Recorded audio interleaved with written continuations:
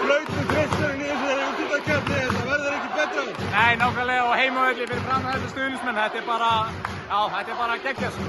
Hverju breyttu þið á síðasta leik? Já, við erum alltaf aðlokkur að því að Remi dettur út af minnstu náttúrulega og já, við vorum svona að reyna að þétta teginn meira þannig að, þú veist, kannski að þeir voru ekki fór svona auðveldir körfur eins og í síðasta leik. Þannig að, já, það var alveg náttúrulega frákust, það var að frákasta við á móti þessu liði. Þeir fara í öll sóknar frákust og, já, frákust og þétta teginn. Það var auðvitað þannig að þið, svo segir, gekku vel þarna í frákastabaráttunni og unnu hana í kvöld. Það var rosalega mikill munur og þegar skoðið breyðist vel.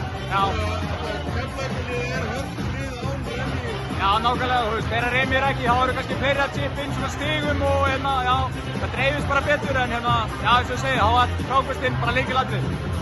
En þessi leikur er á 15. Í Snorranum. Og það er ekki bara sama ákjörð. Jú, þetta heldur bara áfram, það er 1-1 og game on. Þið getur unnið á Já, auðvitað, við vorum að vinna þannig að við getum náttúrulega gert það bara. Takk hérlega fyrir og